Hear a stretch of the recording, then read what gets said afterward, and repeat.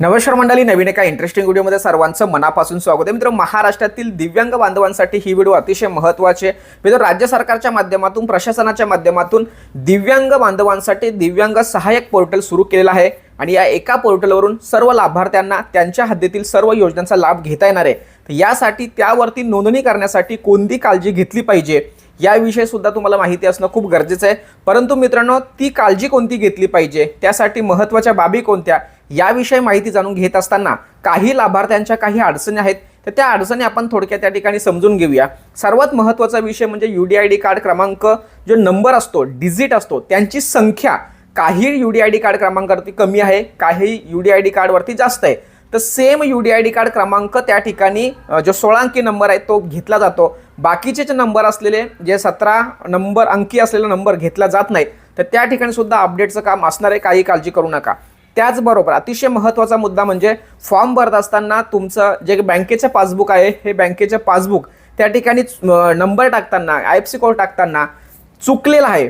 तर त्यावेळेस सुद्धा काय करता येईल, तर त्याच्यासाठी सुद्धा तुम्हाला अपडेट दिलं जाणार आहे किंवा एडिट ऑप्शन दिलं जाणार आहे. त्याचबरोबर आईचं नाव, वडिलांचं नाव वगैरे ह्या सगळ्या गोष्टी, जातीचा, म्हणजे तुम्ही एकंदरीत तो पूर्ण फॉर्म भरत असताना काही जरी तुमच्या चुका झाल्या तरी सुद्धा तुम्हाला अपडेट करण्यासाठी किंवा एडिट करण्याचा ऑप्शन दिला जाणार आहे. तर मित्रांनो, अशा पद्धतीने एडिट ऑप्शन तुम्हाला येणार आहे, त्यामुळे काळजी करायचं कारण नाहीये. आणि अनेक लाभार्थ्यांनी असेही प्रश्न विचारला की सर, त्या पोर्टलवरती आमची नोंदणी करणं बंधनकारक आहे का?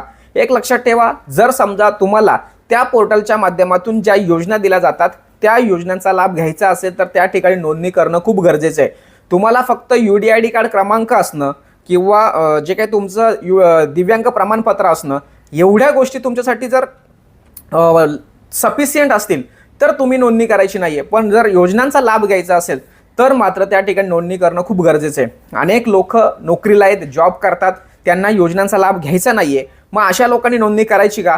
तर नाही केली तर चालणार आहे. पण जर समजा तुम्ही राज्य सरकार प्रशासनाच्या माध्यमातून ज्या ज्या योजना घोषित केल्या जातात तर त्या योजनांचा लाभ तुम्हाला घ्यायचा असेल तर त्या ठिकाणी नोंदणी करणं बंधनकारक असणार आहे. तर अशा पद्धतीने हे 2-3 प्रश्न होते, ते प्रश्न या ठिकाणी घेण्याचा प्रयत्न केलाय. सर्वात महत्त्वाचा, तुमच्या फॉर्म भरताना जरी काही चुकी झाल्या तरी सुद्धा तुम्हाला एडिट ऑप्शन येणार आहे, काळजी करायचं कारण नाहीये. परंतु एक अतिशय महत्त्वाचा मुद्दा लाभार्थ्यांच्या माध्यमातून प्रश्न आहे की सर, ते कागदपत्रांचा विषय काय आहे? कागदपत्र अपलोड केले पाहिजे का? काही लाभार्थी असेही म्हणतात की सर, कागदपत्र अपलोड करण्याची गरज नाहीये, UDID कार्ड टाकला का आमचा फॉर्म सबमिट होतोय. तुमचा फॉर्म सबमिट होतोय म्हणजे तुमची त्या ठिकाणी नोंदणी केली जाते, पण योजनांचा लाभ घेण्यासाठी आवश्यक असलेलं कागदपत्र तुम्हाला त्या ठिकाणी अपलोड करायचं आहे, लक्षात ठेवा. तर मित्रांनो, हे कागदपत्र सुद्धा नेमके कोणते याविषयी तुम्हाला माहिती असणं खूप गरजेचं आहे. तर ते कागदपत्र आपण या ठिकाणी थोडक्यात समजून घेऊया. तर मित्रांनो, फॉर्म भरत असताना तुम्हाला इत्यादी कागदपत्र तयार करणं खूप गरजेचं आहे. त्यामध्ये तुमचं जन्म प्रमाणपत्र, या ठिकाणी जन्म प्रमाणपत्र एक ऑप्शन आहे. या जन्म प्रमाणपत्राच्या ठिकाणी तुमचं जन्म प्रमाणपत्र टाकणं खूप गरजेचं आहे. जर समजा तुमच्याकडे जन्म प्रमाणपत्र जर नसेल तर तुम्ही तहसील कार्यालयाच्या शिफारसीने तुमच्या ग्रामपंचायत, नगरपंचायत या ठिकाणी तुम्ही स्वतःचा जन्म दाखला काढू शकता. त्याचबरोबर तुमचा विवाह झाला असेल तर विवाह नोंदणी दाखला तुमच्याकडे असणं खूप गरजेचं आहे.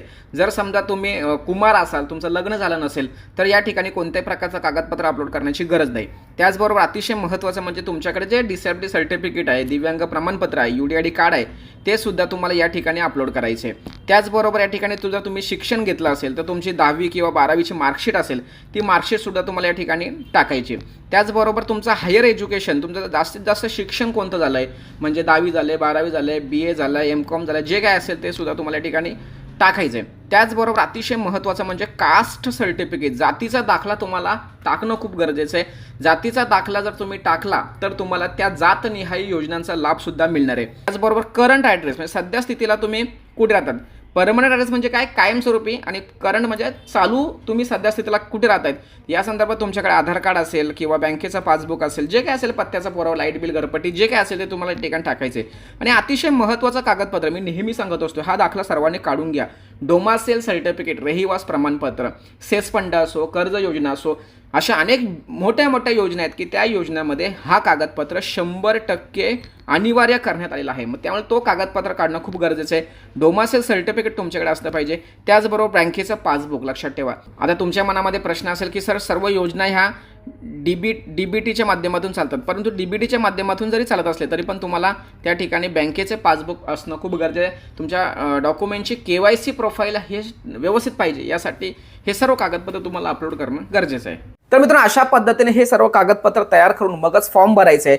कारण फॉर्म जरी सबमिट झाला आणि तुमच्या पोर्टलमध्ये तुमच्या त्या प्रोफाईलमध्ये जर कागदपत्र जर नसतील तर तुम्हाला इतर योजनांचा लाभ घेता येणार नाही. सदर व्हिडिओ सर्वांना शेअर करा. भेटूया पुढील व्हिडिओसह. तोपर्यंत धन्यवाद. जय हिंद, जय महाराष्ट्र.